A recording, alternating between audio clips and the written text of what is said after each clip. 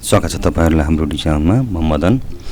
आज म तपाईहरु माझमा माइक्रोसफ्ट वर्डको मेल मर्ज अथवा मर्ज मेल भन्ने टपिक्स लिएर आएको छु। यो टपिक्सले तपाईहरुलाई कुनै पनि काम चाँडोभन्दा चाँडो गर्न सहज गराउँछ, जसले तपाईको कुनै पनि लेटर अथवा कुनै पनि इन्भिटेसन धेरै व्यक्तिहरुलाई पठाउनु पर्ने छ भने एउटै मेलबाट तपाईले धेरै व्यक्तिहरुलाई सेन्ड गर्न सक्नुहुन्छ अथवा त्यसलाई बनाउन सक्नुहुन्छ।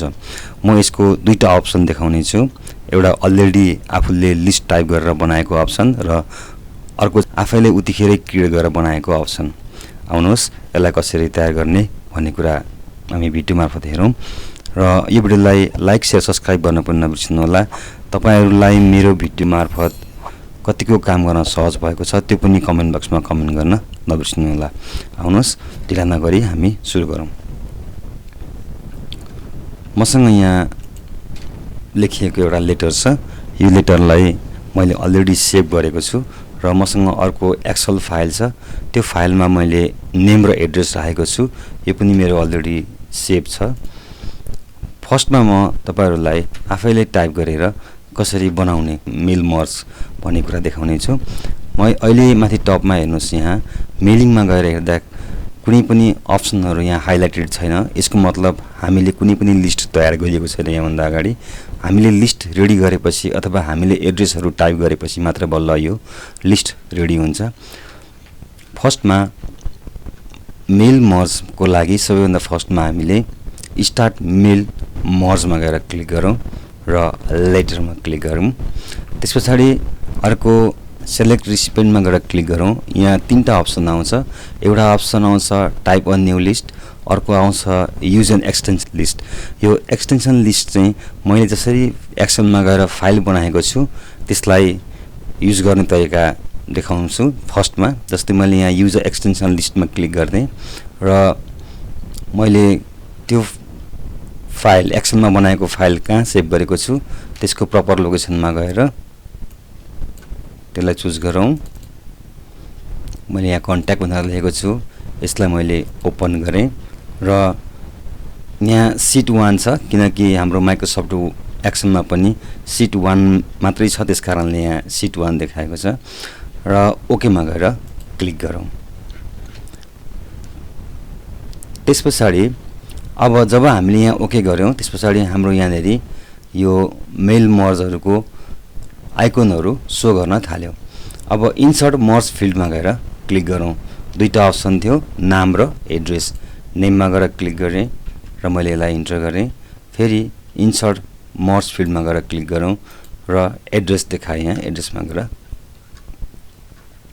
अब यसलाई हामीले अर्को स्टेपमा यसलाई हामीले अब प्रिभ्यू गरेर हेर्नु पर्यो। हामीले कति जनाको लिस्ट बनाएका छौं। यहाँ एक्सेलमा नर्मली 9 जनाको लिस्ट बनाएका छौं र ठाउँ पनि फरक-फरकबाट बनाएका छौं। जस्तै एड्रेस तनगढी, तेर्थुम, धनकुटा, विराटनगर, धरान, पोखरा, काठमाडौँ, जनकपुर, यी फरक-फरक एड्रेस भएका व्यक्तिहरुलाई फरक-फरक नामबाट हाम्रो डकुमेन्ट तयार हुन्छ। हेर्नुहोस्, अब मैले यसलाई मिनिमाइज गर्दै र प्रिभ्यू रिजल्टमा गएर मैले यसलाई क्लिक गर्दै। जस्तै फर्स्टमा हाम्रो के थियो, नवीन धनगढी र सेकेन्डको लागि यहाँनेरि गएर हेर्नु होला तपाईले। सेकेन्ड रेकर्डमा को थियो, अनुप तेह्रथुम। थर्डमा मोहन धनकुटा, मातृका विराटनगर, सञ्जीव धरान, कृष्ण पोखरा, राजेश काठमाडौँ, अजय जनकपुर। 8 जनाको लिस्ट रहेछ।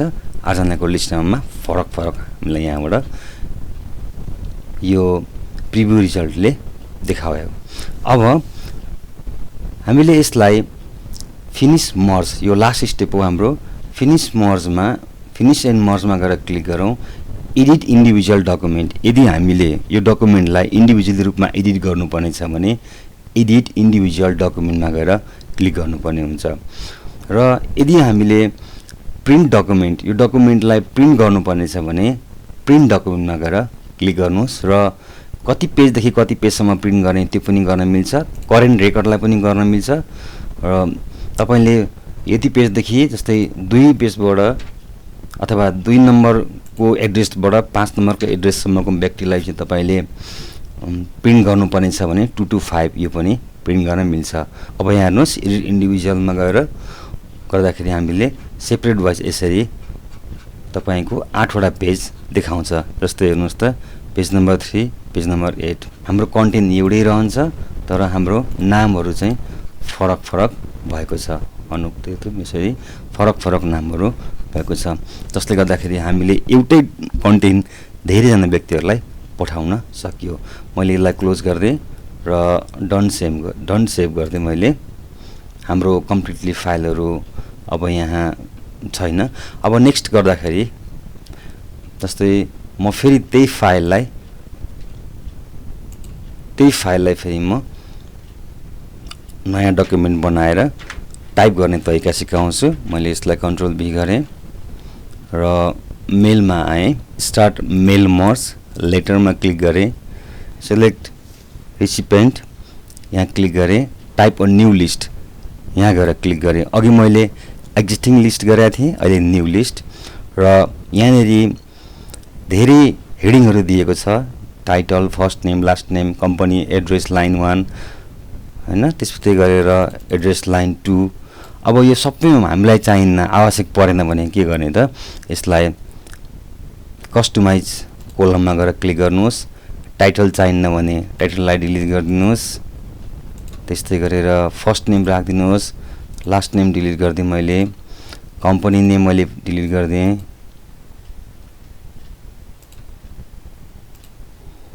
एड्रेस लाइन 1 पनि मैले राखेँ, एड्रेस लाइन 2 लाई मैले डिलिट गरिदिएँ।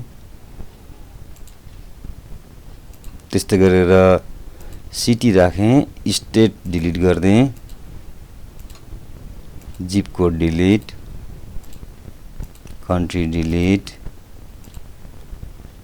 होम फोन नम्बर राखेँ, work phone delete, email address चाहिन्छ भने राख्नु होला, नभए डिलिट।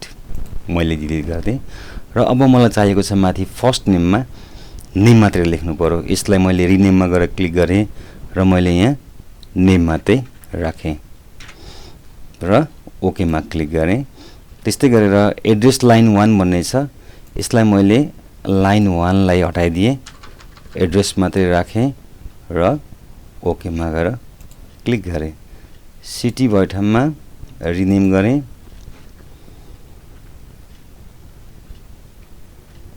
PLACE प्लेस लेखेँ र ओके गरेँ। होम फोन भयो ठाउँमा मैले CELL सेल नम्बर अथवा मोबाइल नम्बर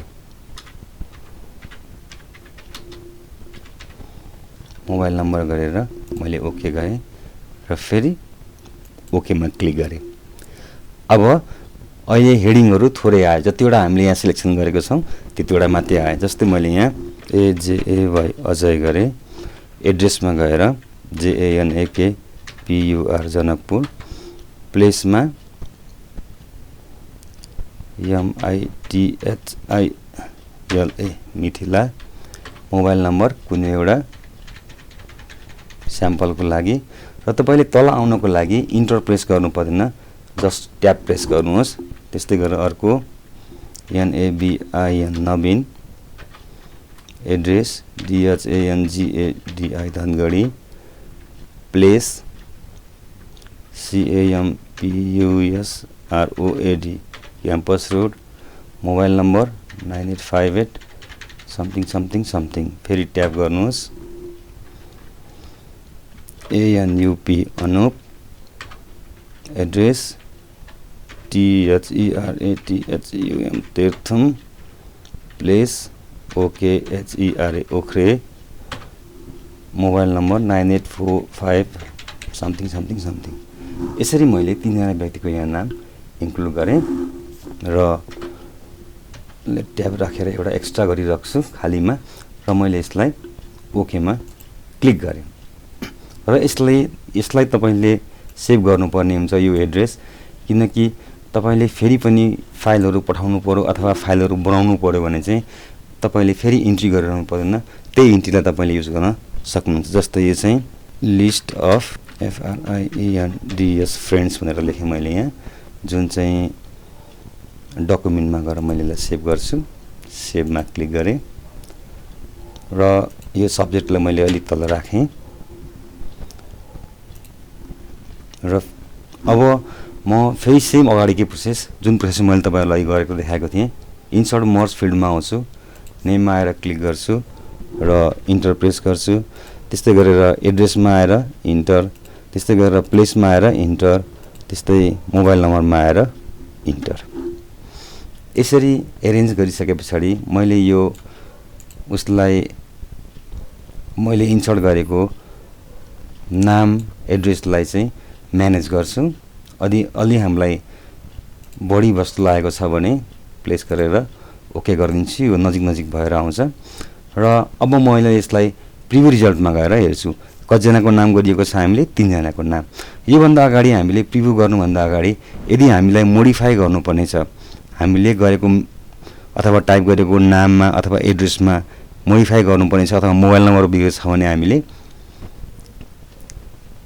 एडिट रिसिप्ट लिस्टमा गएर क्लिक गर्न सक्छौं र हामीलाई यदि कुनै यहाँ भइमध्येमा कुनै मोडिफाई गर्नु छ भने जस्तै डिलिट गर्नु छ यसलाई भने हामीले यसलाई डिलिट पनि गर्न सक्छौं र एडिट गर्नु छ भने एडिट पनि गर्न जस्तै यसलाई गएर क्लिक गरेर हामीले एडिट गर्न सक्छौं मैले क्यान्सल गरेँ एडिट गर्न पनि यसलाई सक्छौं यहाँनेर गएर एडिट जस्तै यहाँ गएर यसलाई पनि एडिट गर्न सक्छौं र यो इन्ट्रीलाई हामीले यहाँनेर गएर जस्तै यो ब्ल्याङ्क इन्ट्री छ अघि नैको यो डिलिट इन्ट्री पनि गर्न सक्छौं र ओके यस अब फेरि ओके अब हामीले गरेको रिजल्ट हेर्ने बेला भयो यसलाई हामी प्रिभ्यू रिजल्टमा गएर हेर्न सक्छौं हेर्नुस् त यहाँनेर अजय जनकपुर मैथिली फेरि नेक्स्टमा गएर हेर्नको लागि यहाँ गएर क्लिक गर्ने सेम अगाडिकै प्रोसेस नवीन धनगढी क्याम्पस रोड त्यस्तै गरेर अनुप तेथुम ओखरा भएछ ओख्रे यसरी हामीले रिजल्ट हेर्न सक्छौं अब यसलाई फिनिश्ड एन्ड मर्जमा गएर क्लिक गर्ने यसको बारेमा मैले अघि पनि तपाईहरुलाई भनेको थिएँ फिनिश्ड एन्ड मर्जमा गएर क्लिक गरेपछि एडिट इन्डिभिजुअल डकुमेन्ट गरे भने र अलमा गएर क्लिक गर्दै भने तपाईले कतिजनालाई मेल पठाउनु भएको सबै व्यक्तिको यहाँ यसरी मर्ज भएर एपियर हुन्छ डकुमेन्ट एउटा पेज नम्बर 1/3 यसरी हामीले आफ्नो कामलाई इजियर बनाउन सकिन्छ धन्यवाद छ यो भिडियो हेरिदिनु भएकोमा यो भिडियोलाई लाइक शेयर सब्स्क्राइब गर्न नबिर्सनु होला म फेरि पनि यस्तै भिडियोहरु लिएर आउने छु जसले तपाईहरुको कामलाई सहज र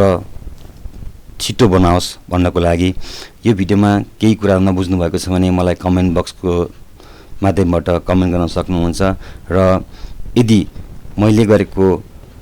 मैले बनाएको भिडियोहरुबाट तपाईहरुलाई काम गर्न सहज भएको छ भने पनि मलाई कमेन्ट गर्न नबिर्सनु होला कृपया यो भिडियोलाई लाइक र शेयर अवश्य गरिदिनु होला धन्यवाद।